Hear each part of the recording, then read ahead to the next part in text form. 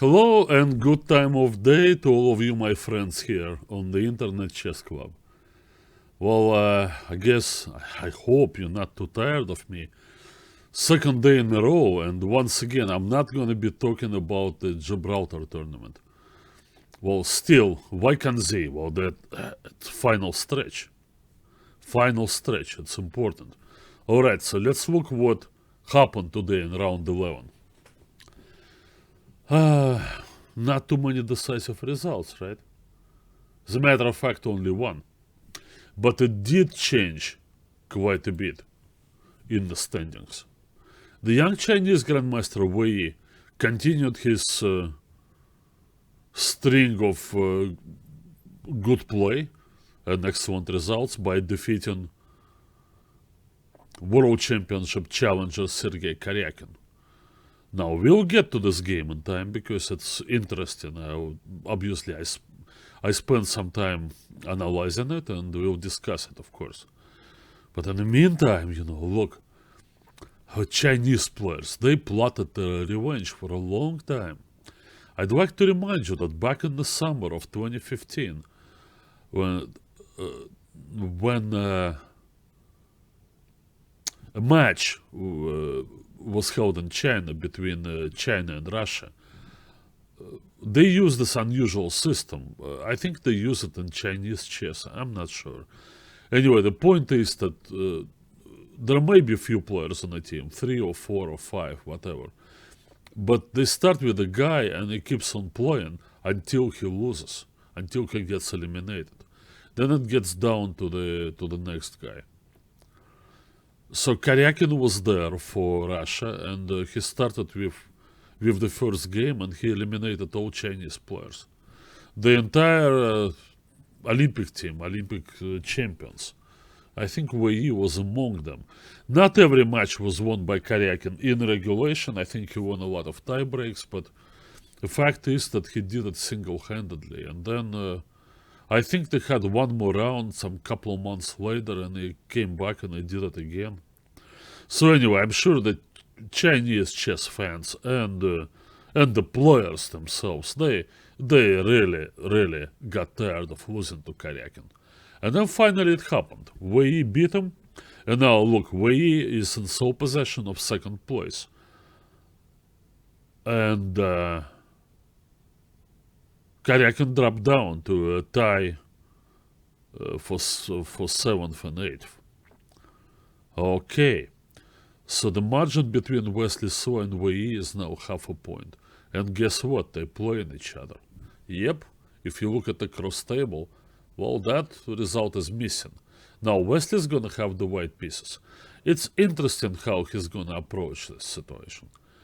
On the one hand, of course, he would like to make sure that nothing real bad happens, and considering Wei's good form, well, maybe the situation calls for cautious approach. But then again, if that game is a draw, well, there is a fair chance that one from this group of like Carlsen is playing Elyanov. Carlsen has a great score against Elyanov. Maybe Carlsen wins. Maybe Aronian. Well, there is a possibility that Aronian might win. I don't know if Aronian is playing Vanvili tomorrow in the last round, but whenever you have a game left with Luke Vanvili, who's the tail ender there with 2.5 points and not playing very well, then, okay, you have a chance. So from that point of view, Wesley perhaps should try to win that game and just seal the tournament, seal the deal. It's interesting how he's gonna approach this. I mean, I would not be very confident if I were him, because he's facing the hottest player now in the tournament, in Wei. But we'll get to, well, hottest player a little later. Right now, let's see the definition of cold. When you're like so cold, that you can't win any position and everything goes wrong. Now, the story is, of course, once again, Anish Giri. I mean, goodness. All right, I take a lot of flack, perhaps deservedly so, that I criticize Giri and I make fun of his draws and whatnot. But I mean, seriously, I mean, the guy has so much talent, right? Just from very young age, chess was a simple game to him. Like he would look at any position at the age of 16. He was commenting on a world championship match. Yes, he was 16, I think. And in 2010, um, Anand played Topalov, right? It was in 2010. All right, the last match before Carlsen. Okay, some people, they were surprised that, well, who wants a 16-year-old kid, to comment on a world championship match? And his opinions, well, I mean, he stated his opinions. Anish did. And I know some people were put off and they thought, like a 16-year-old kid should not be, should maybe be more careful, in choosing his words, to criticize world championship participants, the greatest players and all that. But the fact of the matter remained that Giri really could figure things out. He really understood the game. All right, it's arguable if he understood it as well as Topalov and Anand did at that time, but he certainly understood enough to provide quality comments. Remember when Carlsen started winning tournaments, and Kramnik, who obviously was unhappy with that, he said, oh, well, Carlsen thinks that he just has to wait till us old dinosaurs die out, referring to himself and Anand and whoever, Gelfand. But, said Kramnik, when this happens, Carlsen cannot rest on his laurels because there are going to be younger players challenging him, like Anish Giri. So that kind of advance was given by Kramnik himself to Anish when Anish probably was 17 years old. Okay, now let's backtrack to the year 2015. The major series of events was the inaugural Grand Chess Tour. I know when they counted all these tournaments, and there were 3 of them, all with regular time control, Norway, St. Louis, and London Classic. When they counted it all, in the end it was Magnus Carlsen. Granted. But if you look how it happened, well, you will notice that Carlsen actually took advantage, kind of took advantage, or maybe it just worked out for him. Or I don't know, choice of words, I'm not happy with that. Anyway, point is that there were some tie breaks, and in case of tie breaks, the points, the Grand Chess Tour points weren't shared, which to me is bizarre, right? So suppose you have a 9-round tournament, and like that was the case in London, I think the 3 guys, they finished with the same score. It was Giri, Vashilov, Graf, and Carlsen. Now, first of all, what you need to do, you need to share Grand Chess Tour points equally. This is how they did, by the way, last year in 2016. But they didn't in 2015. So when Carlsen played that tiebreak, not only he was playing to win the tournament, that stage, which I understand, of course. You want to see a clear winner of a stage. But he also captured the most Grand Chess Tour points, 13. And that put him over the top. In the meantime, Giri never lost a game in these 3 tournaments. So everybody thought, okay, now that's Anish Giri, right? Well, yeah, of course. And then came that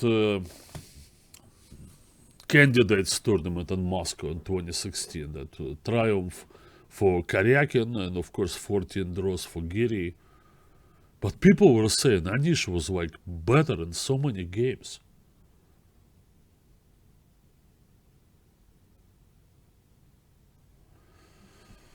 Okay, let's talk about this. Well, we're great experts, of course, on the...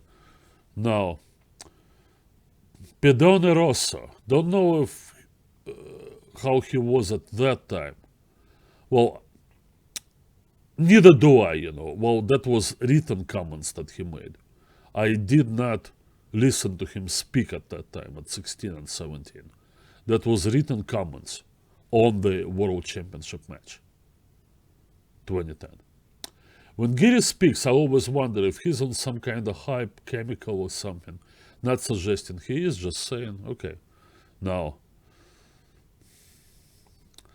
well, I don't know really what to say, Well, I mean, it's hard to recognize. These days, so many kids are on one thing or another, Well, ADHD, attention deficit hyperactivity disorder, Ritalin and other drugs, I don't know. I can't really say anything about it, but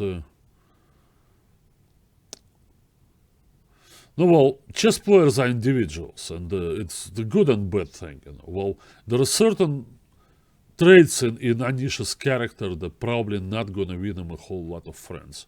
Yes, he is kind of snobbish, he is kind of defensive in the way he interacts with people. Well, I guess what's missing was a little bit of the boys kind of locker room thing.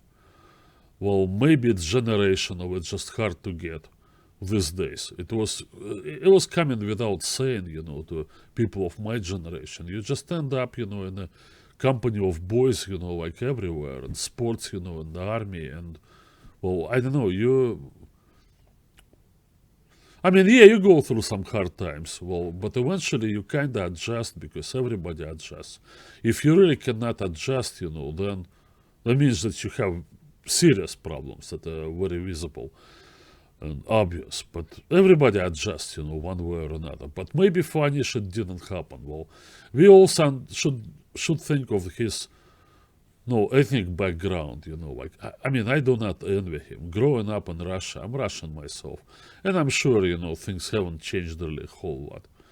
I mean, growing up as a mixed race kid, in there, it's tough, If you're in some kind of an insulated situation, maybe some kind of school for children of diplomatic personnel, some foreign children, then it's like okay.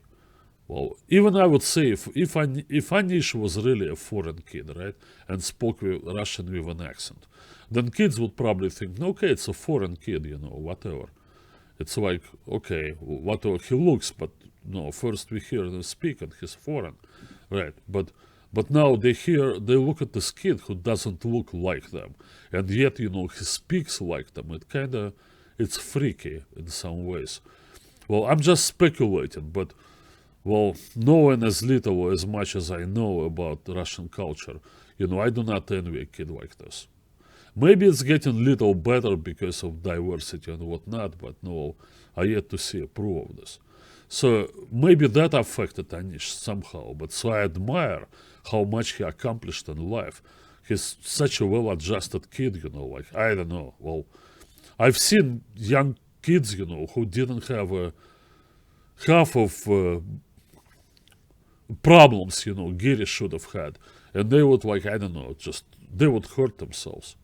To the point of, some of them would try to kill themselves when they're just having a hard time dealing, with hazing and all that stuff, which, fact of the matter is, as part of what's going on and always went down in Russia.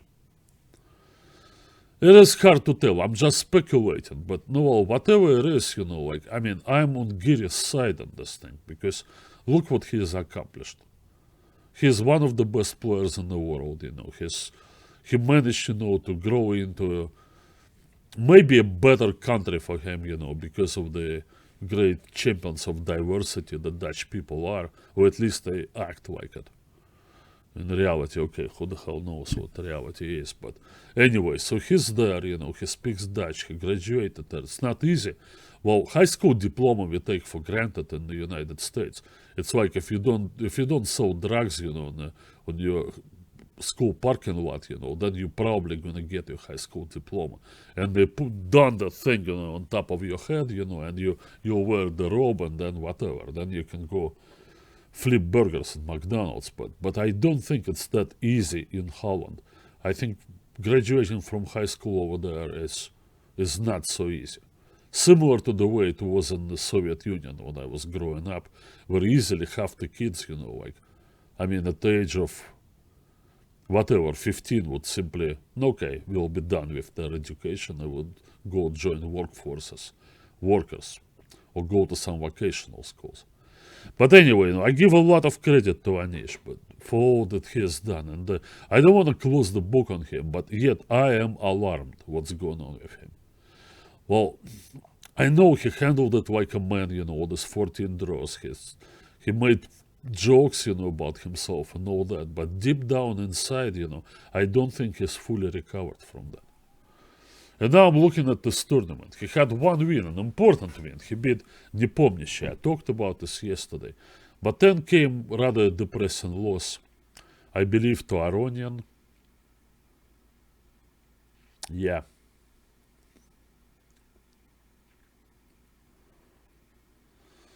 The funny, hyped way of speaking. No, that's part of this. Well, no, yeah, I agree with you. A sociable person. No, the interviews is one thing. That's the one-man show. Chess enthusiast, and it shows when he speaks about chess.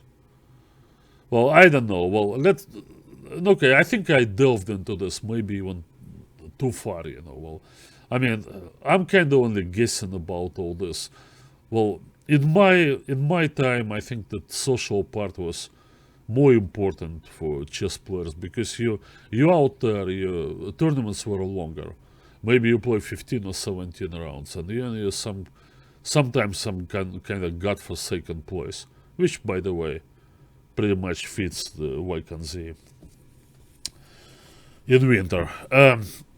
Anyway, and then you have to hang out with chess players, and well, who else do you have? Yeah, but these days of the social media, I guess you can just retire to your room and go to your Twitter and start whatever, I mean, that's different. I don't know. Anyways, Giri's struggles continue. Look at this game. He has white against Hare Krishna, and it's not like he's not trying. That's the thing. If Giri was just playing like, okay, put it this way, like Carlsen, like out of the opening with the white pieces, just trading pieces, and then draws, because, okay, well, Carlsen draws, wins, draws. So that just suits his style.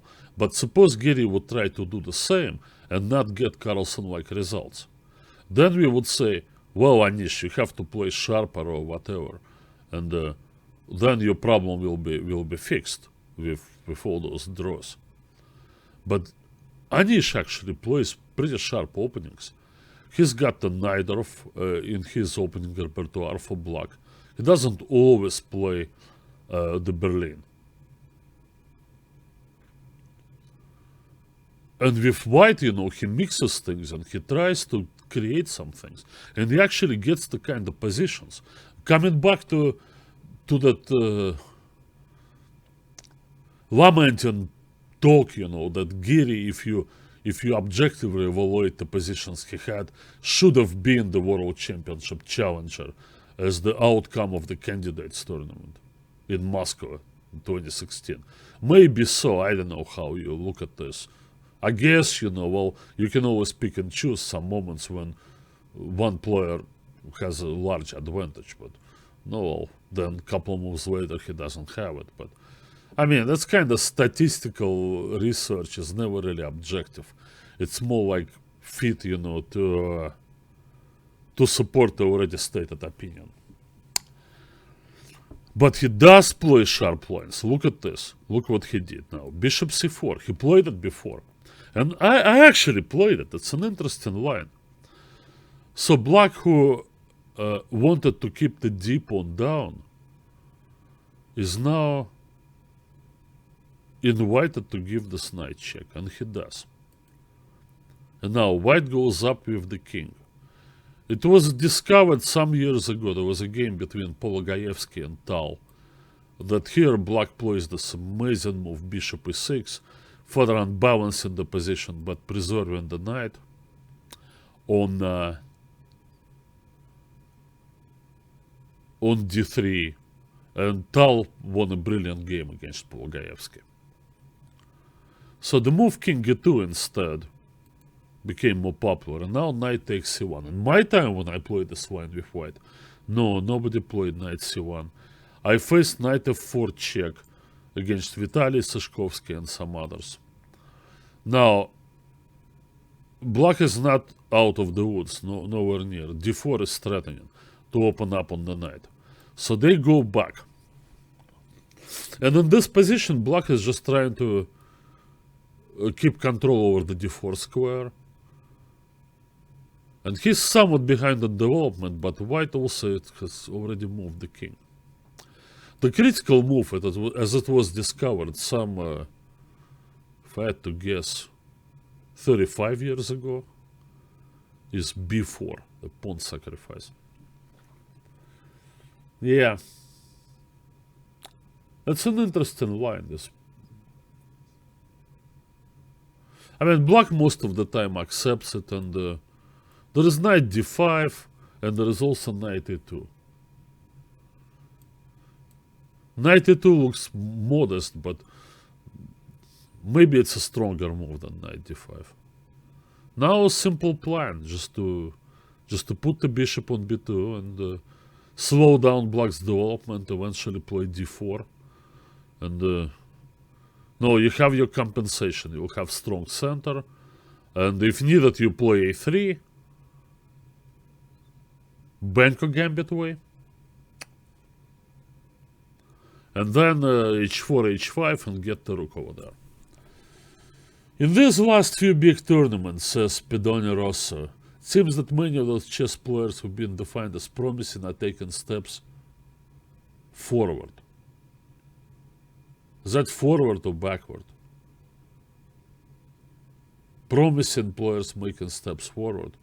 They take one step forward and then two steps backward. Now, here is the thing.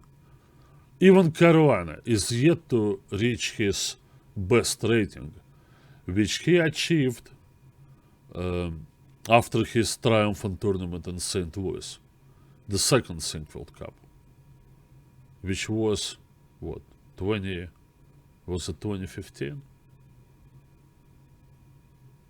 Think so. Even Caruana.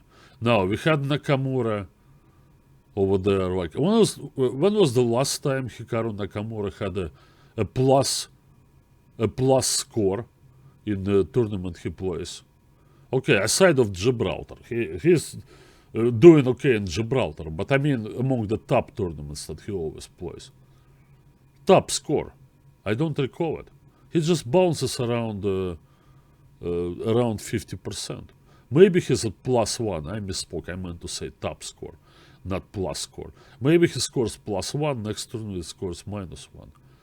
When he plays these tournaments, top tournaments like Grand Chess Tour kind of events, then it all averages out to 50%. Vashyeva Graf. We looked at him to bust out in the summer. He didn't really finish the year very well. Dropped out of this 2800. No, I think these guys are spinning wheels. Now the hot item is Wesley So. Now remains to be seen. Yeah, he gained rating points. He won Grand Chess Tour. No, very similar to what Giri did in 2015. Let's see if Wesley can sustain it. Carlsen's patented slow start could become a problem this time. I don't know. I think on the start of this tournament, Carlsen did quite well, right? Okay, so he made maybe one draw more than Wesley So, right? That was it. He was 3.5 out of 5. Carlsen was 3.5 out of 5. Wesley was 4 out of 5 in first place. I do remember it. I made this highlight show a week ago, right? Exactly. A week ago on the 20th, there was after round 5. And that's what we had. We had Wesley with +3, 4 out of 5, and Magnus and Elyanov were 3.5. So what happened to Magnus now? He scores 50% in the next stretch of 6 games. He scores 3 out of 6. So here it wasn't a slow start by Carlsen. It was just Carlsen's not very impressive play throughout the whole tournament. That's what keeps him in the back now in a share of 3rd place. Now, thank you for clarification, Pirone. You say Caruana and Nakamura are established players. Indeed, quote unquote. About low rated like Rapport, VE or so. No, I don't know if Rapport is very happy with his progress. Certainly in this tournament he didn't get anywhere. And as far as him coming to the tournament with 27-02, he had been higher. And he plays a lot of open tournaments, so basically he always puts his rating at risk. He dropped quite a bit in that Hainan International where we played. Quite a bit of rating he left in that tournament, some 25 points. About Wei, alright, Wei now is on upswing, finally. But he struggled for 2 years. And even coming to this tournament, he is only 27-06. I mean, so obviously, no, he got his rating up already over there. So I think it's kind of a mixed bag, but I don't know. I just don't want to confuse these two things, like a good tournament performance, maybe even 2 or 3 tournaments in a row, and like a marked improvement in chess playing. I am not sure, that's exactly how it is. Caruana seemed to have it when he won first 7 games in St. Louis, and then he struggled with second-tier players to qualify from Grand Prix tournaments. He finally did it, but barely by skin of his teeth. I'm talking about the rest of 2015 and then, the rest of 2014 and then to the first half of 2015. Not really super impressive. Even from Caruana. Now MVL, I already said about it.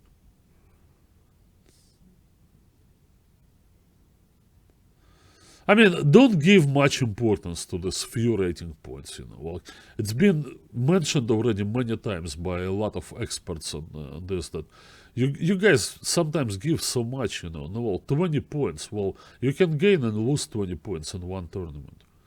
It doesn't really mean anything. Like now, VE is gaining 20 points. Okay, maybe indeed, I think VE plays better than his rating indicates. It just, he was kind of kept down, having to play all his Chinese teammates, in this never-ending Chinese championship, one tournament after another, one cup after this cup, one team tournament there, and after another. Well, out here, and where grass is greener, I think we should already be a 2750 player. So at least, and then with experience and given more opportunities, he will be the next guy to probably break in and compete for top 10 in the world. I'm thinking. Anyway, let's return to chess. So now this I would expect this position. But knight takes c1. I really didn't know much about it. Apparently there were some games. Now, the only problem for white is centralized king, right? I'm sure if he had castled instead, if he could, then this great lead in development would help him one way or another to obtain a probably big advantage. Now, the normal move would be this, of course, but then white will try bishop b5. So white's idea is to, look at this, it's important. You want to turn your weakness into strength. Suppose something like this. Forget about taking on c6. Don't do this. Don't allow the check. This is what you need to do. Go to the endgame. Then your king will be exactly where it needs to be. And then a few moves. For example, with this, suppose we play some kind of a, I don't know, bullet game. Alright, great. That's all I need. Oh, believe me, white is very happy here. He has large advantage in this endgame. He's already hitting the pawn on c6, his king is in where it needs to be, and I think white's gonna win this game. Of course, black can play better, but interesting example of turning your disadvantage or king on into advantage. Well, contrary to popular opinion, well, the real good chess players, they don't spend their time maneuvering the pieces and improving on their bad pieces, and this is how it's presented sometimes. They always show you a game and where Karpov goes knight c3 b1 and then knight d2 and knight f1 and knight g3, and everybody goes gaga and says, look at Karpov, you know, he backward move to improve the knight. Okay, but that's a rare occasion. Most of the time, the real skill of positional player is to find a course for the game, which is often is tactical, where his pieces would work the best, where the pieces are now, rather than try to reposition them, because repositioning takes time. Well, a really strong player is always very much attuned to the issue of time, and he doesn't want to give the opponent the time. So therefore, a plan has to be found where your disadvantage turns into your advantage.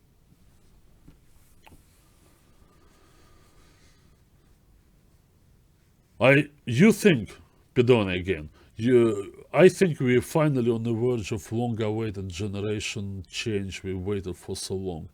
If tournament organizers will allow. Okay, I'm looking at this tournament. Yeah, well, revolution, and I mean, it's not really a revolutionary thing. It's not like we take a bunch of people, I don't know, still kind of in the height of their power, so, and just tell them, okay, you're not allowed to play here. A revolutionary measure would say, all right, you're over 30 years old, you're done. You're not invited into Grand Chess Tour. Because it's like, that's it, you had your chance. I mean, man, that would be something. Like the last year of Nakamura. Okay, but that's, to me, a revolution is always kind of, I don't know, dictatorial. Everything's by degree. Decree, I mean, by decree. While the small changes here, okay, it's evolutionary kind of. Alright, so we have in this tournament with no Kramnik, no Anand, no Topalov, no Gelfand, no Svidwar. There's just nobody like from these guys. I mean, Aronian is Aronian the oldest player in this tournament? No, okay, not of course. We have Van Vele. No, right, among the invited players, I think Elyanov and Aronian are about the same age. And these guys are not even, I think they're going to be 35. Okay, so this tournament may be a sign of things to come. Yet, I'm reading that the Norway tournament is going to have Anand again and then Kramnik again. So these guys, I think they're not done. And honestly, looking at this tournament, I think if Anand or Kramnik played here, I don't know if they would be in first and second place, maybe not, rather not. But I think they could have been in this mix with +2, easily. Because I'm not really impressed, with like half the players here. Now, who I'm not impressed with? Let's start from the bottom. I'm not impressed with Luc Van Vele. Alright. A lot of people say, oh, he's just a weak player. Well, no, he's not. He's not. I mean, we had examples like, I don't know, this guy, Victor Bologan, right? So he qualified to play Dortmund tournament. That was some 12 years ago, maybe. He qualified there by virtue of winning that Aeroflot Open. So he goes over there and he actually wins the tournament. Granted, the Dortmund was a little weaker, maybe, but he finished ahead of Kramnik.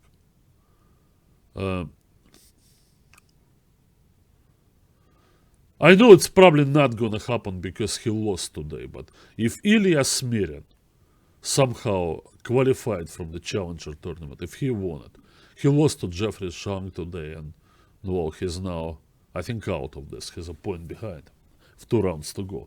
But if Smirin won and he played last year, if he would play next year, Smirin would be 49 years old, older than Van Vele. I think no way Smirin would have scored 2.5. I think Luke is just simply tired and playing in this tournament. He cannot say no to this because it's a tradition. Like the organizers, well, have to invite him because it's a tradition, and he has to play. He already played more than Timon played. I mean, Timon seemed to be around forever, but not to forget that Timon was a World Championship challenger, which Luke wasn't. I mean, I don't know. But yet, like a player of, I mean, even if we look at this thing, he's rated 26.95 and his performance is 25.41. So way below performance. So I'm disappointed with him. Richard Rapport. Olsen, I don't know. Well, he beat Carlsen. Okay, silver lining, but -3 from a young player like this. We expect him to break out. Little unlucky, in that game with... A lot unlucky in that game with Wesley So, of course. Okay, now. Major tournament cannot have more than one of the greats of the older generation. Kramnik, Anand, or Gelfand. No, honestly, we cannot equal Gelfand nowadays. Gelfand dropped a lot of rating points. And, no, he's like 27, 20. Well, Anand and... I don't know, really. Well, it's always up to the organizers. What happened to Dingleren? Nobody knows. The guy is like invisible. What did he do? Who did he piss off? I mean, I don't get it. Well, I really don't know. He's not playing anywhere. He's totally invisible. What happened to him? I hope it's not some kind of health issue or anything. Well, invisible, not invited anywhere. He did play in the Sinkfield Cup. He got that wild card. Maybe didn't play as well as he hoped, but he didn't exactly embarrass himself. I don't know. I don't know what's going on. I gotta return to this game, otherwise I will not show you anything. Okay, so we're returning to this game, right? So they don't like to pin. So therefore Hare Krishna goes a6. Now you're gonna be impressed with this game. Now d4. Giri does everything by the book. He has lead in development. He must open the position. Now this already had been played before. Black needs to keep the position closed. Does that, by the way, remind you of Queen's Gambit accepted? A lot. But now there's Bishop d5. Rook a7, all book. Previously played was Knight e5. I think there was Nepomniachtchi who found this. e6, Bishop check, King e7. This is what you do. You answer King e2 with King e7. How's that? You think that Dingleren finished university? I don't think these guys, even went to university. They had to train all the time. I mean, I played in this Hainan tournament. That's where training base is. And over there, if they go there to train, study chess, which I assume they do, then there'll be no time to do this. Either you're a chess pro or you don't play chess at all. And I think this is how it works in China, particularly, I mean, with top guys. So going back to this position, that's an outrageous idea, but the bishop is stuck. Black's thinking of going f6, chasing that knight away, winning the bishop. Alright, so Hare Krishna counted on this line. But Anish took on c5, e6. Now, this also had been played before. White played the normal move bishop b3, and now came rook d7. It's a good move. Black needs to keep the queens on the board. It's all about the king on it. It has to make things more difficult for white by keeping the queens on. So white at least gonna have to spend some moves evacuating the king. And the line goes approximately like this. Here, there. And black is even okay playing down a pawn for some time. Now, that bishop on b3, no, well, since we have the queen's gambit accepted, well, the bishop on b3 is not really well positioned. There is nothing happening against d6, and white cannot support this extra pawn with b4. Eventually, black, no, I assume castles, queen c7, maybe queen f4, rook to c8. Stands a good chance of winning back that pawn on c5. If he does, he may even obtain some advantage. Oh, there was an interview of Dingler, and he said he was studying.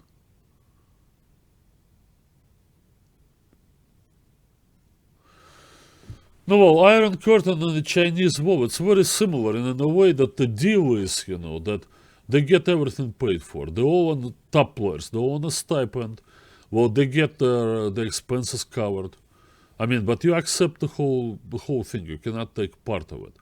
And they have to give a significant percentage of their earnings, over 50%, I know, back to Chinese Chess Federation. But come to think of that, it's not such a bad deal, right?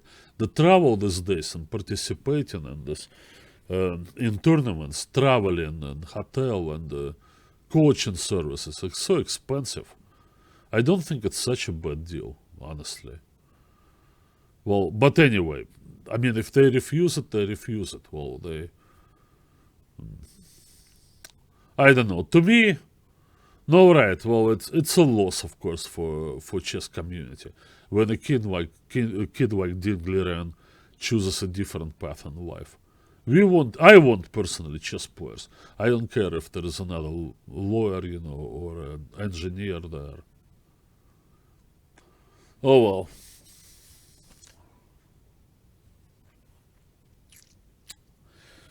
So, coming back to this position. Giri, right? I mean, if he played bishop b3 here, then we would say, alright, this was all just posturing.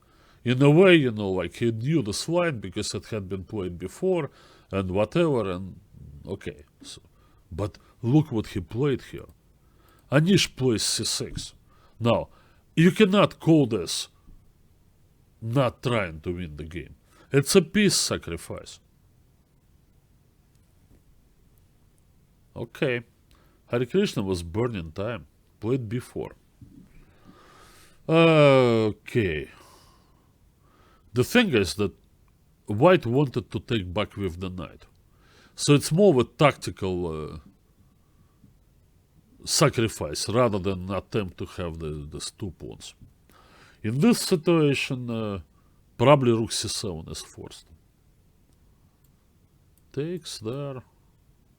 I don't know, white has some chances here. Well, he has two pawns, and black probably is gonna have to take, which is gonna be, you know, a little risky. Maybe queen there.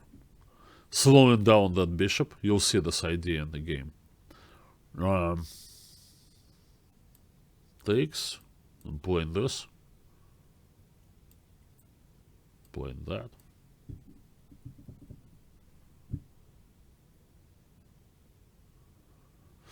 I mean, white is not really risking that much because he has a rook and a pawn for two bishops. Well, he's very active here.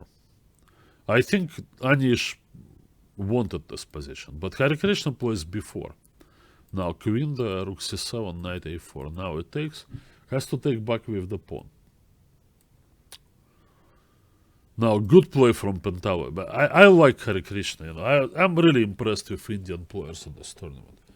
All right, so, well, Anand is not here, but, I mean, look at Adiban and Hare Krishna. Adiban in particular.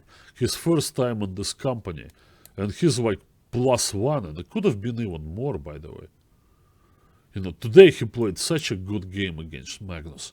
He'd never backed down. He'd never showed any fear. Well, played down a pawn for a long time, but had the initiative and made a very confident draw. I mean, Adiban.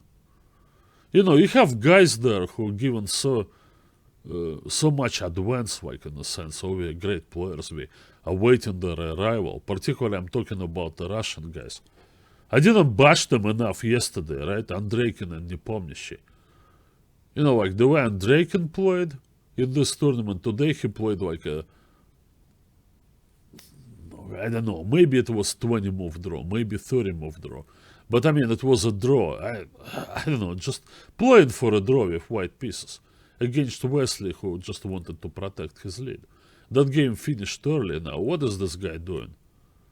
Traveling to Vaikanzi with his wife and young daughter? I mean, totally in a vacation mode. I mean, it used to be like this, that you have to earn your stripes a little bit.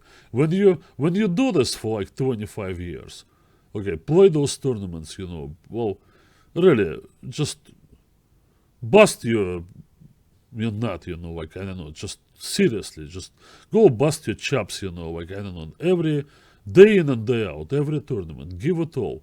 And then find, like Topalov. And now if Topalov brought his family next time to a chess tournament, by the way, which he doesn't do, then everybody would say, fine, Topalov deserved it.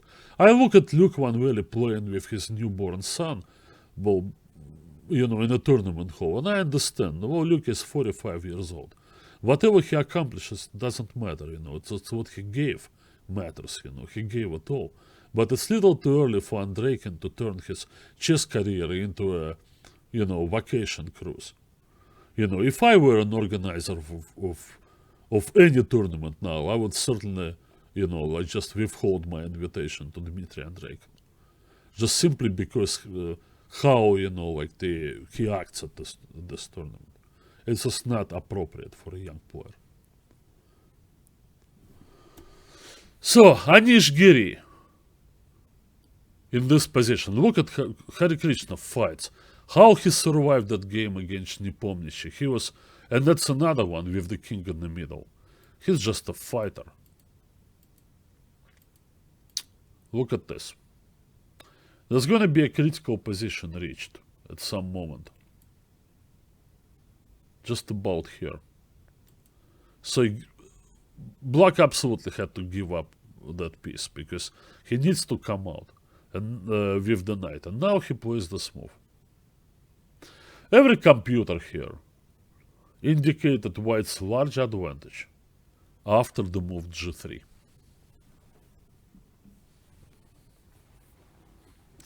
We're gonna find out why Giri cannot deliver. Now, some people already, I read somewhere that, oh, well, here, typical Giri, he played tentatively in a position when he only needed to get his king out of the way, bring the rook there, and then he wins. Now, they rely on computer recommendation. Indeed, in this line, knight takes c6. No, white is a pawn up, and then he's gonna go rook d1, a rook e1, and indeed, knight c5, he should be winning, right? Maybe. But we're gonna look at the different line. I give this check. Now I'm gonna sacrifice a piece. We're gonna go to the endgame. Computers don't recognize this. How about that, eh?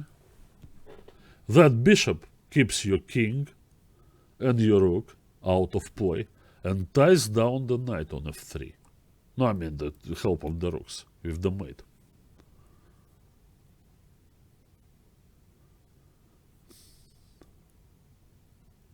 As a matter of fact, if Black could trade a pair of rooks now, he needs to play h6 maybe at some moment, but I mean, the only way I can see white can stop this counterplay if he somehow brings his knight to e3. How exactly is it going to happen?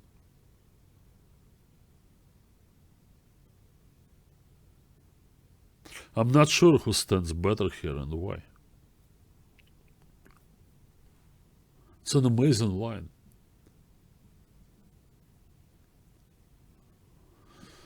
Okay, mathematical average between Giri and Rapport, and you might get the best player ever. Yeah, Rapport is work in progress. I talked about this yesterday. He's still, well, maybe it's just a period, but he's probably gonna be something of his Richard should retain, of course. Well, I've been the last person to suggest that he quits playing his unorthodox openings and learns the Berlin and all that, No, we don't want to suppress this kind of talent. But, well, he just has to find some balance, He has to learn to control his power. And Giri obviously way more polished, Giri already played so many tournaments. So I'm talking about this position. I think Giri didn't want this position, and that shows his deep understanding of what's going on. Now you do this. Possibly a pin. You cannot go knight d4. He will take. Alright. You cannot move the knight from f3. You exchange. It comes rook d7. I don't know. I'm not kidding here. Already here, black wins back his material, right? Wins. Oh no. This doesn't win back the knight. I don't know. So maybe f4 here and king f2. I don't know. Well, however, it's enough. I've seen enough here to realize why Anish didn't want to play this. So he plays h3. I think it's a fine move. Yeah, he gives up the pawn, but, well, he's still a pawn ahead, and he should be winning here.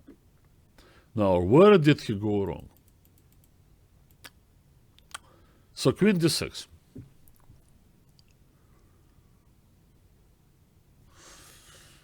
Now, imagine if Magnus Carlsen was white here, right? Magnus is up a pawn and he's offered a queen trade. Without thinking, Magnus would have taken.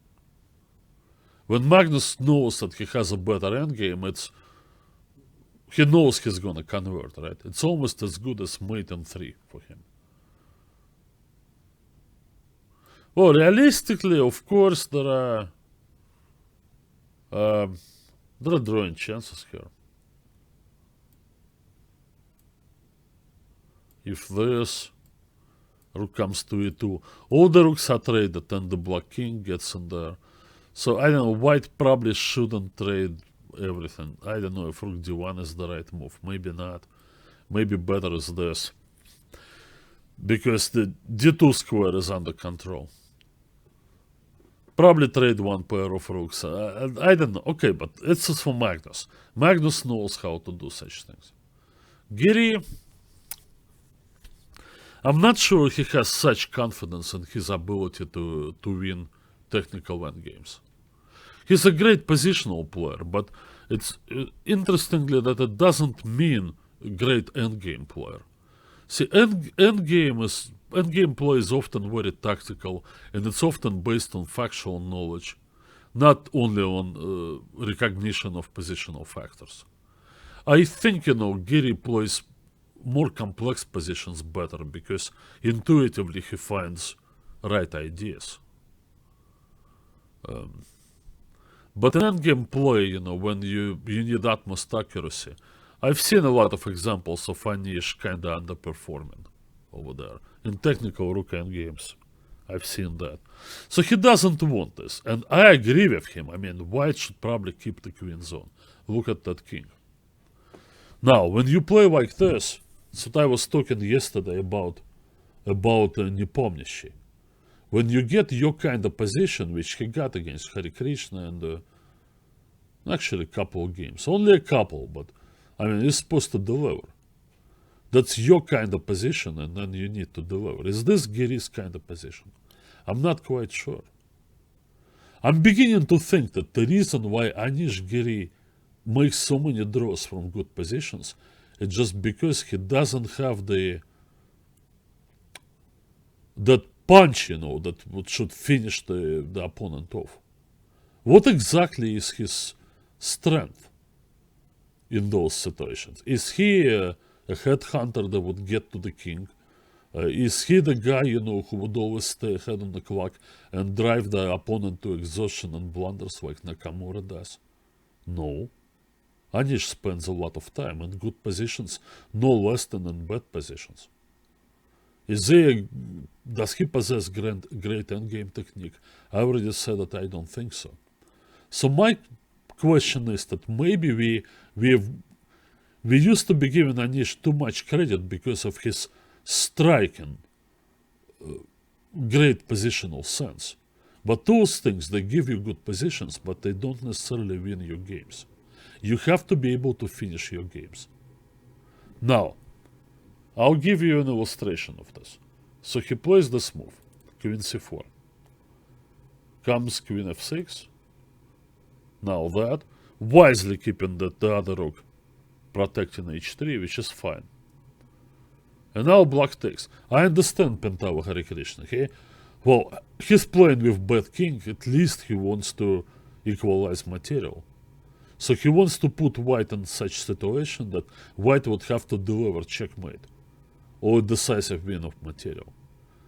So this move is very much understandable. Now, so Anish, you decided to play attacking player, right? Show us that you can attack. Now, what does the attacking player do best? They activate their pieces, beginning with the most important ones. Your queen is your best attacking piece. You need to get closer to the king. Queen f4. Just come back. He'll come back and then go there. That's it. In two moves, white's initiative transformed into, I assume, crushing attack. The bishop is under threat, and I don't know. Well, there's just no way, black gets out of this alive. So activation of the white queen is decisive. So Giri misses that. I mean, that's a terrible looking move. Why are you coming back? What are you trying to accomplish? I think it's time trouble. Now, time trouble move 26. In the game where he was always ahead, was forcing his opponent to find only moves. Yeah, sometimes Anish can lose his way in such positions. So he goes there. Pardon me, Queen a3. Knight b6. Now, this is really a terrible mistake. Pardon me, something is wrong. Bishop b7. Knight d5.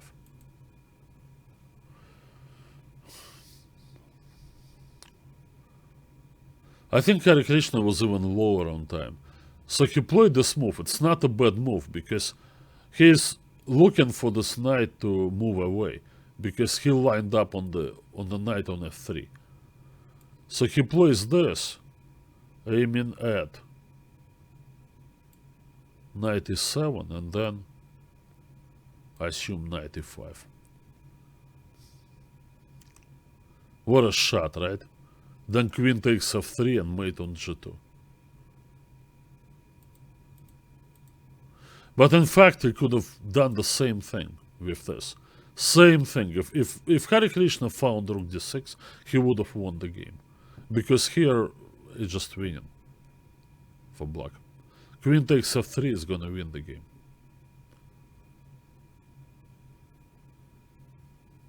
There's just no defense here.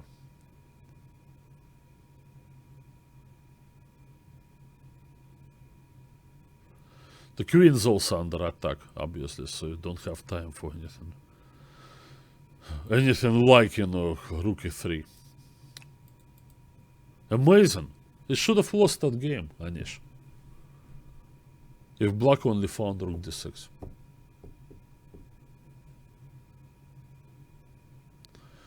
Tao developed some of his attacking imagination by playing regional chess. I never heard that knights could not move backward. Well, I mean, Kasparov, yeah, I absolutely agree with you. Like when you give this position to Kasparov, it was always 1-0. It's just,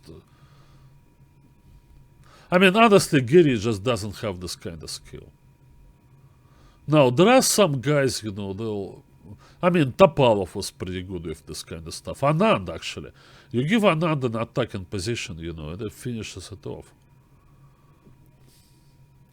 Well, maybe that's what I mean when I refer to this lack of this finishing punch, this knockout punch. Really, to do this knight a4, that just looks terrible. Knight back to a4, now knight over there. Okay, so fortunately for Anish, rook d6 was not found, and now he kinda recovered, but he lost 2 pawns, and now it's black who's playing for advantage. Hare Krishna, who only had 1 minute on the clock, and possibly was under influence of that terrible opening and how much he had to struggle, agreed to a draw here by moving back and forth. If he played that, check knight d8, he probably didn't like it visually, but I mean, come on, you open up your bishop, you attack f2. I mean, I don't know, really. I mean, this, what do you do? Knight e5? Queen b5? Black's probably near winning here.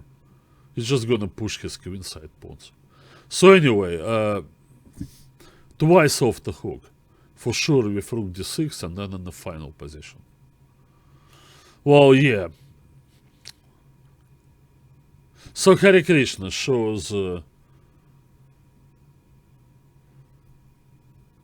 his will to live, right? Fights in bad positions, defense, but had a hard time in this game to switch into playing for a win. Well, that's a shortcoming, You have to recognize your chances when they come around. But for Giri, yet another disappointment. So it's not like there's something magical that brings Anish's games to a draw. And this one, it should not even been a draw. It should have been 0-1. It's just lack of execution and lack of game plan, how to finish games. All right.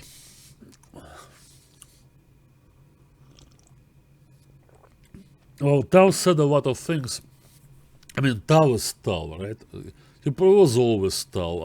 I don't know. I don't think there's any exercise that will help anybody to become Tao. It's impossible. No, I cannot compare Giri with Petrosian. Petrosian is a different thing. Tigran Petrosian, it was just his philosophy of being solid, Petrosian had a very rough childhood. No, as a lot of people did, it was really nothing special. But, I mean, he was a kid, like, I don't know, when the war broke out, he was, 10 years old. And he lived in Tbilisi, an Armenian kid over there. And, I mean, it's really true, that, he worked as a, like, street sweeper, and all that. It's a rough childhood, and he really appreciated things in life that chess gave him. He was very cautious, and that kind of impacted his chess. With the great tactical talent he had, and he kind of developed himself into this great defender and prophylactic, master of prophylaxis and all that.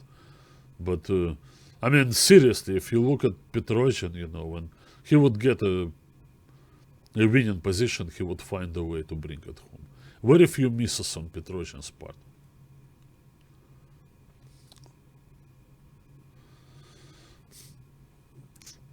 No, well, I mean, I don't know.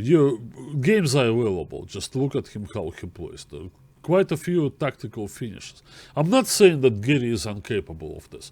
Gary, obviously, I'm talking about just little marginal things. Clearly, like that Anish is by average standards, he's a great all-around player and does everything great. But we're not talking average standards. We're talking the top 10 in the world standards. And maybe, I don't know, they say, they adjusted to him. Maybe they did. Or I don't know. Chess is like this, you always have to reinvent yourself. You always have to bring something new. And not only in openings, and also your approach to the game. And what worked for Giri in 2015, it just doesn't seem to be working now. All right. Wei versus Karyakin. Our second game of today. So I'm skipping, I noticed that I had tried to cover too many games yesterday, but yesterday's was a recap show. Today's game of the day, and my game of the day was Giri Hare Krishna, but a little bonus here. We're gonna cover Wei Karyakin. Now, as they say now that Karyakin has established himself as a top player because he gave Magnus such a tough match. Okay, certainly. But all the same, it doesn't mean that he moved himself to the next level and kinda is number 2 in the world. Only because maybe no one else would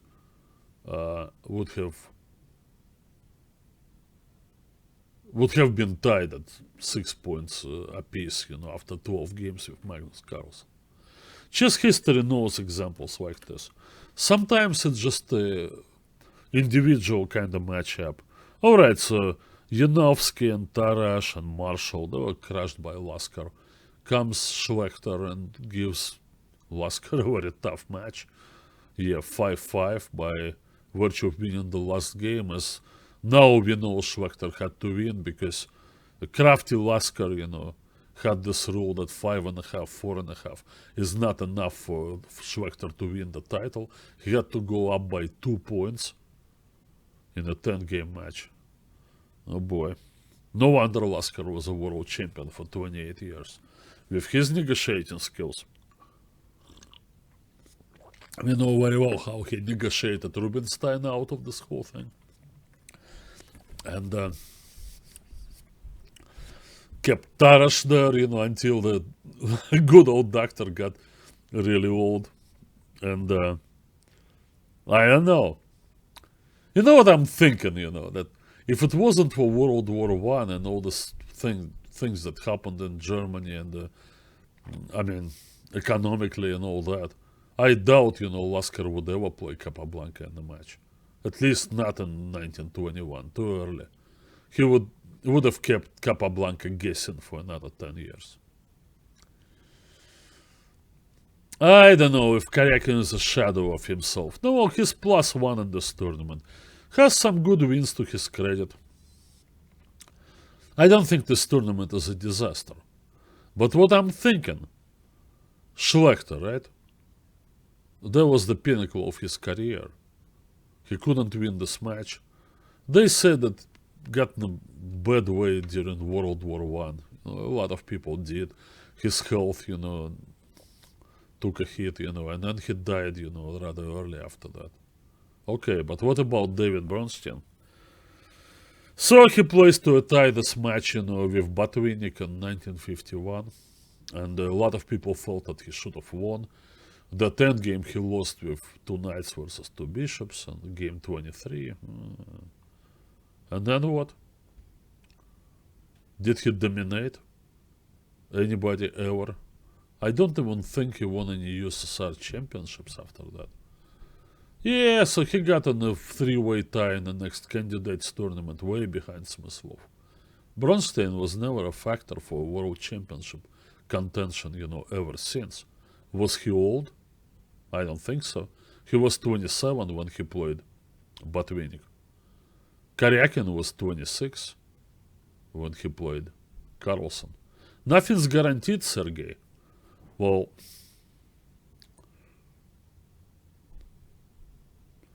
yeah, this tournament is not a disaster for him, but there is something there with. I think it was exposed in this game. So they play this line. Okay, the line is known. White takes this pawn. It happened many times, and black always has compensation.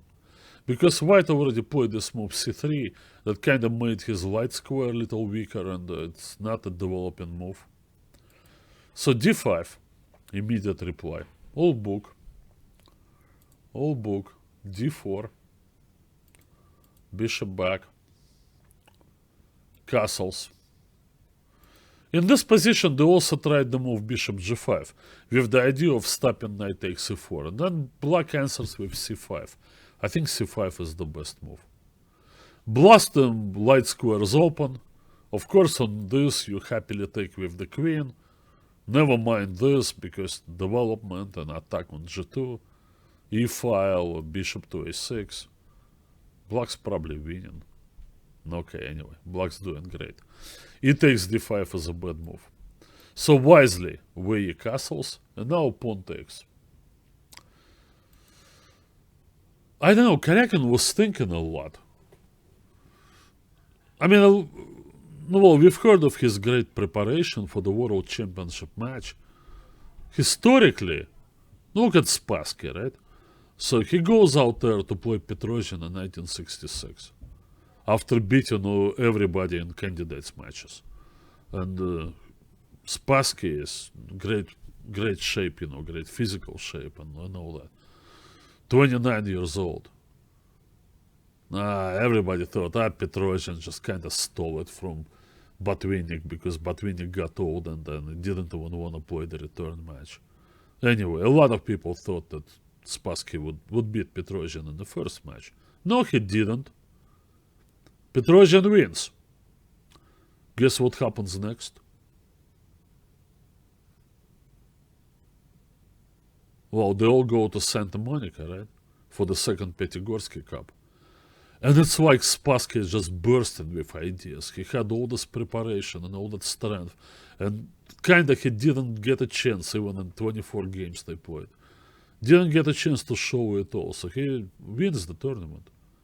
It's very common, for after this unsuccessful challenge for the World Championship, the guy just destroys everybody. Because he just got so much prepared. Okay, I don't know. Karyakin here. This is a known line. You give up that pawn, it's queen f6. Then this. Next is c5. Black opens up the position down a pawn, but with the bishop pair, and white has no development. Kinda easy line to play, but he decides to play this, which is not a mistake. On this one. c5. Once again, black has choices. And he spends time, agonizing over his choices. Doesn't play queen d5, which is a possible move.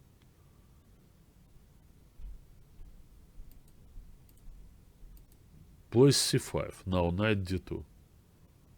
Alright, none of the moves that Karyakin played up to this moment was a mistake. But he's already 40 minutes behind on the clock.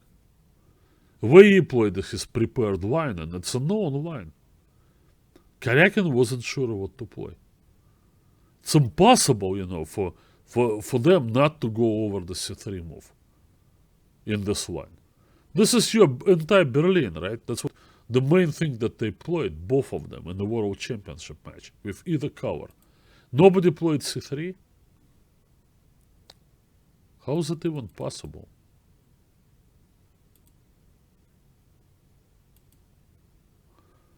Okay.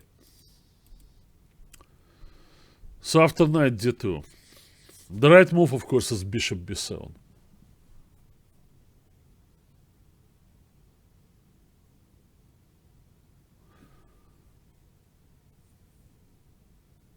Okay, let's slow down with chess a little bit. Interesting discussion. You get established when you win championship, when you challenge championship, champion at least twice in a row. Yeah, certainly, like, okay, well, Karyakin, it's not like he came out of nowhere, right? Well, he was the only guy who gave some kind of challenge to Vishy Anand in the previous tournament. Well, Anand was leading by a big margin in Khanty-Mansiysk, but then the second half Karyakin, who came out of nowhere from last place, started winning games, and then he was borderline winning against Anand in a head-to-head game in the penultimate round. That was really close. Okay, so came little short, and then maybe there is something in Karyakin that really shines in important tournaments, in this kind of championship competition, whatever, World Cup. Maybe it's actually not a bad idea. Better to win when it counts, but all the same, I don't know if we can officially appoint Sergei Karyakin number 2 player in the world. His rating is not there. 2785 and losing a little bit now. Okay, top 10, fine. That's about it. Okay, all talk about Bronstein being threatened, well, I don't know, never heard of his father. I don't know anything about Bronstein's father, where he was. I gotta tell you, this is all total nonsense. It was all just rantings of an old man. Well, Bronstein never said anything like it, ever until he got real old. And it has nothing to do, with the punishment. I lived in that country. Nothing would happen, I grew up there. Nothing would happen to Bronstein if he said, yeah, the KGB, threatened me with whatever, and made me lose to Botvinnik. What would happen to him? Nothing. He would say, okay, we played this match, Stalin was alive. This whole thing, but as early as 1956, a little bit of the Soviet history, when Khrushchev consolidated power after Stalin died in 53, he came out on this with this huge speech in 1956 condemning Stalin's crimes. Okay, so that's the right time for Bronstein that, yeah, and also Stalin's crime was to make me to lose to Botvinnik. Nothing would happen to him. It's just nonsense. And I got older, and I would say, a little senile. I played him. I saw him, and he just most of the time he didn't make any sense. In his 70s, so no. And then he made up this thing, and I probably repeated it so many times that he himself, began to believe in this nonsense. Okay, what else is there? Anything was possible in that era? No, well, yes, certainly, fine, maybe. I didn't live then, so no, I wasn't born yet. Who knows, maybe. I personally don't believe in this, but whatever. There was this guy, who was this guy? I think it was Larry Evans, who was always writing in Chess Life 20 years ago, 25 years ago, how Karius was forced to throw games to Botvinnik, I understand, that was, part of this Cold War thing, I'm not defending Botvinnik. I hardly knew him, but I think he was rather an unpleasant fellow, but no, as far as, make you throw games. People get routinely arrested, You can get arrested for jaywalking, Cops will be threatening you. That's what authority figures do. Don't you remember your school days? They drag you to principal's office, and they begin to threaten you. It's always threats, you know. You grow up, you begin to kind of look at this. Yeah, right, you know, you threaten me. Fine, you do what's right nonetheless. We always live under threat. People come at you in the street, you know, they say, give me $1. And they say it in threatening manner, you know. A lot of people just brush it off and says no and just keep walking. Most of the time it's your reaction to this rather than the threat itself, you know, that's important. Yeah, I know that Edward Winter, but Edward Winter, he would take me apart. If Edward Winter, you know, ever, you know, like bothered, you know, with Alex Yermolinsky, he would refute every statement I ever made because this guy is just so meticulous, you know, and this. And I don't know. I have a different opinion of this. You know what my opinion is about all that stuff? I sit there and I'm talking to you guys, right? I don't have anything. It's not like on the other monitor I have this Wikipedia with all these articles, you know, and I talk about Schwechter and Lasker, you know, it just came up to me. I don't think it's even fair for a guy like me to prepare and script everything, because that way I would simply try to show off, right? Like I know stuff about chess nobody else knows. But in fact, you know, that would be my particular preparation for the show. It's just unfair. It's like every time I see a guy on television, you know, like giving some facts, you know, well, which, I mean, I hate when baseball announcers do this. Say, oh, well, don't you know that back, you know, in 1960, you know, this and that. Well, seriously? You keep this in your memory? I don't believe you, not for a second. You just, you know, they give them like cue cards. You know, there's some guys, you know, like before computers, it was at least, you know, they had to dig it out in some kind of record books. Now it's just one click of the mouse. Well, so I don't want to do this. So basically, if I'm wrong, fine, you know, like, I mean, wrong about something, no, you prove me wrong, I'll accept. But it doesn't mean that I'll try not to be wrong next time. Because I want this conversation to be spontaneous. So things that I seem to remember, you know, that these are the things I will state.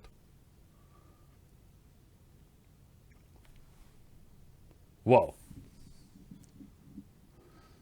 Well, I actually did write a couple of books. Yes, certainly. Maybe that's the reason why I don't want to write anymore. Because if I bring my shtick, you know, to a printed word, you know, then I don't know. Maybe I'm afraid of winter. I don't know. Maybe not.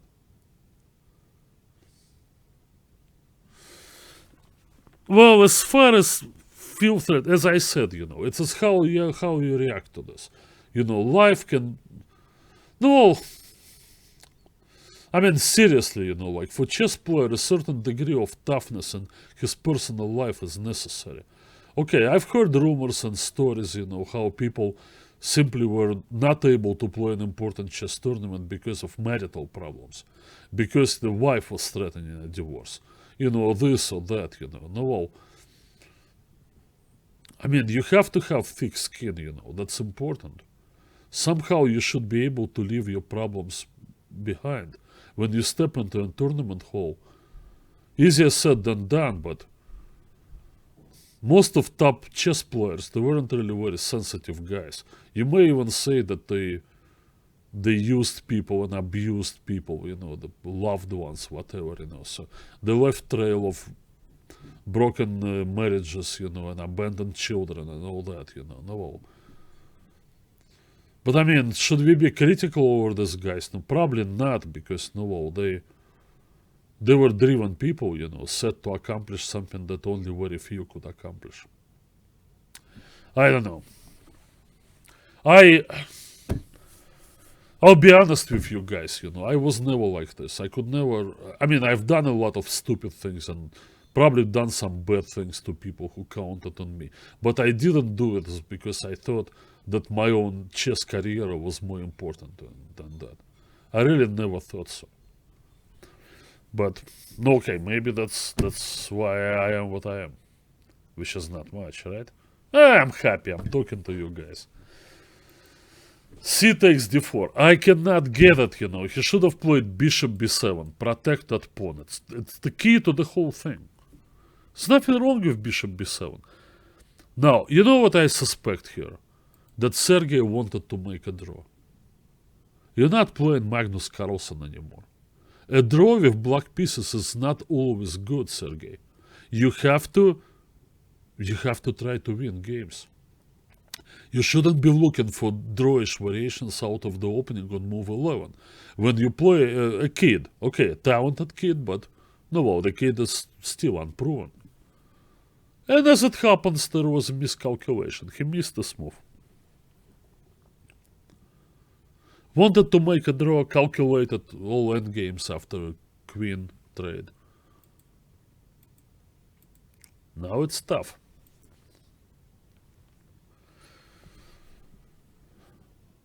But I'm mostly disappointed. What Winter wrote, nothing in pertaining to our conversation. It's just Winter is a book critic who would write some scathing, like reviews on books when he finds some kind of wrong dates or wrong facts. That's what I routinely, throw in. I can say it happened in 1925, and maybe it happened in 1923. Some whatever book by Alekin. And I don't think it's that important, and if I'm wrong, I'll apologize for that, but I don't want people to dwell on this. And all the same, I don't want to go to the source and confidently say, in 1923, Alexander Alekin, wrote this, and that. No, I want to say what I remember, not what I just looked at. Anyway, point is, Karyakin is the greatest defender of our times, right? He was able to withstand this great pressure from Magnus Carlsen and frustrate Magnus, and he almost won the match. You expect him to be tough here. You don't expect him to give up the exchange like this. Black's lost after this. It's only a matter of time. He cannot maintain his pawn on b2. He's gonna lose that pawn.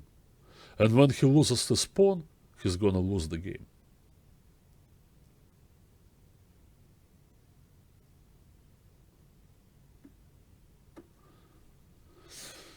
Now, we want Karyakin to play this.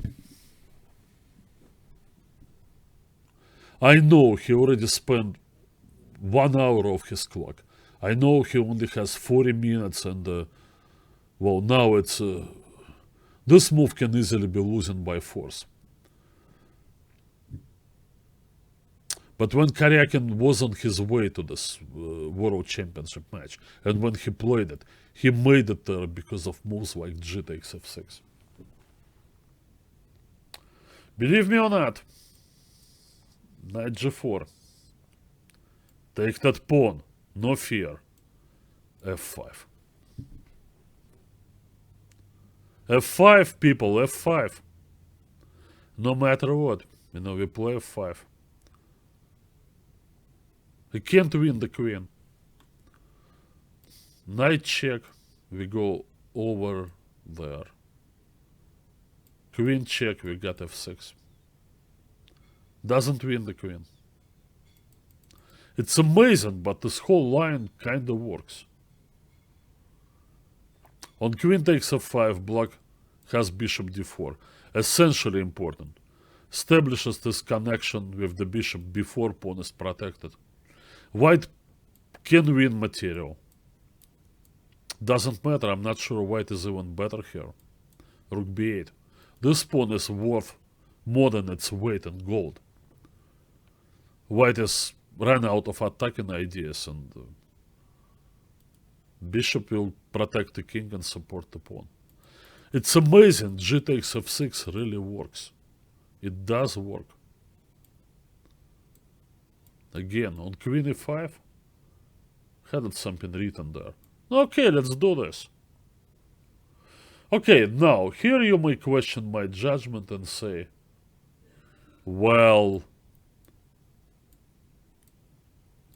he eliminates your pawn. True, but strong bishop on b6 with pressure and active rooks. I think it's about equal. Might even play f5, but I don't know if f5 really necessary, but can bring the rooks out. I mean, the pressure will come against f2. I think black will easily survive this. That's what alarmed me most in this game. I know that Karyakin sometimes is not really accurate in his opening play and he gets in difficult positions, but that scrappy style of his won him a lot of respect. The ability to fight to the end and not to be afraid of anything. Remember how he defended those positions, that rapid game, the second rapid game against Carlsen. A man like this should be playing g takes f6, and he didn't. Now that's bad news. No, this is submissive. Well, easy win for white because black really cannot activate the pawn. He has to keep the bishop there. It's having a hard time moving the rook out as well. h3, very accurate play from the young Chinese player. Now, if white only trades rooks, then he's gonna be easily winning. Now he begins this attack. Maybe the king should have gone back to e7. This was the last mistake. Nice technique. Lovely. Now the attack is coming against f7 and it's really, truly over. No resilience in this position either. As I said, rook f6 is terrible. Should have gone back. And I believe that white should win this. I'm looking at rook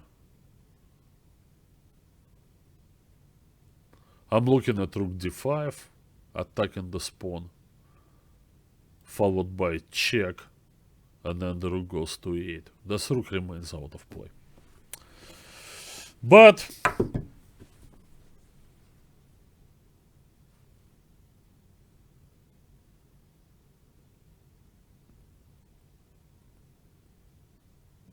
the weight of a normal pawn is not worth much even in gold. The pawn is worth as much as the whole chess set made of solid gold. Good thinking. Yeah. Of course I'm Russian. Конечно, говорю по-русски. But not here. Alright, so we basically came to the end of this whole thing. Now, let's return to our cross table and try to figure out what's awaiting us. Now, the game between Wesley So and Wei. Wesley has white. I speculated a little bit about this encounter. I actually expect Wesley to be careful in this game. You don't really risk the entire tournament by going all in against a hot player, as Wei is.